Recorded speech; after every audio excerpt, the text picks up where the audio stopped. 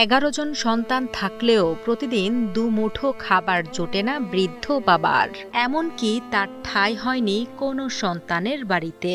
শেষ বয়সে একটু ভালোভাবে থাকতে এবং দুমুঠো ভাতের নিশ্চয়তার জন্য সন্তানদের বিরুদ্ধে আদালতে মামলাও করেছিলেন তফের আলী।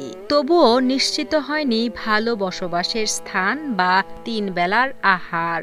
আমার বাপের জায়গা দিলে ঘর থেকে আত্মীয় স্বজনেরা নিয়ে থাকা যাবে না। একটা ঘরের থেকে শ্বশুর আসলে ওই ঘরে থাকা যাবে?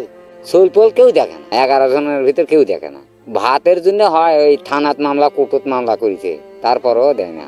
ভাগ্যের নির্মম পরিহাসে প্রবীণ তফের আলীর ঠাঁই হয়েছে জীর্ণশীর্ণ একটি ঘরে।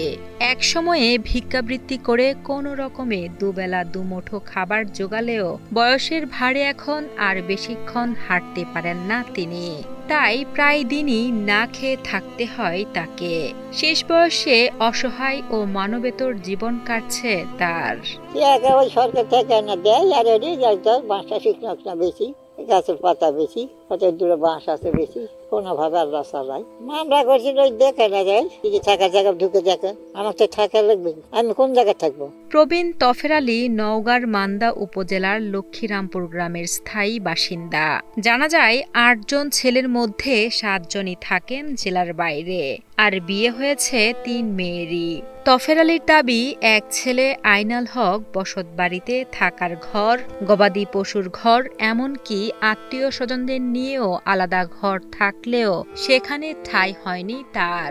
বাবা নাই, বাতাস নাই, আলো নাই, বাঁচি নাই, ভাত দেখে না। তাদের সন্তানরা ঠিকই ভাত দিচ্ছে, কিন্তু বাপক ভাত দিচ্ছে না কেন? এখন যে অসল হয়ে গেছে বাপ, তাহলে এই বয়সে তো আর কামাই উন্নতি নাই, কামাই করবে কি আর ওই খাবে কি? এ বিষয়ে ছেলে আইনাল হক জানান, তার বাবার অভিযোগ সত্য নয়। তাদের নিজেদের অভাবের সংসার হওয়ায় সব সময় খাবার দিতে পারেন না বাবাকে।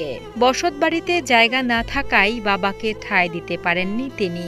3টা রুমে, একটা ছাগল থাকে, একটাতে আমি থাকি, আর একটাতে আত্মীয় স্বজন এসে থাকি। তারপরে আবাদ ফসল যেটুকি করি, আলু টালু এইগুলো আনে থোয়া লাগে। কিন্তু আমার বাপের জায়গা দিলে ঘর থেকে আর তো কিছু রাখাও যাবে না, এই ঘরেতে যাওয়া যায় না।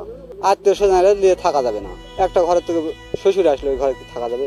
আমার আজকে যদি খাবো বা কিছু একটা বাচ্চাদেরকে আনে খাবো, সেরকম পরিস্থিতিও নাই। এমন পরিস্থিতি আবাদ ফসল করে কাজ কামও নাই। প্রতিবেশীরাও ব্যথিত তফের আলীর অসহায় জীবন দেখে। তাদের প্রত্যাশা, সমাজের সহৃদয়বান মানুষদের সহায়তা পেলে হয়তো শেষ বয়সে একটু স্বস্তি মিলতে পারে তার। বৃদ্ধ যেন এখানে রুমে যে পড়ে আছে অসুস্থ অবস্থায়, তার জন্য যদি কেউ মানবিকভাবে তাকে সাহায্য সহযোগিতা করতে চায়, আসলে করতে পারে। কারণ এই বৃদ্ধটা যে রুমে থাকে, আসলে বিদ্যুৎ নেই, একটা অন্ধকার, বৃষ্টি এলে বৃষ্টি পড়ে, সব দিক থেকে বিবেচনা করা যায়, ওখানে একটা মানুষ থাকতে পারে না।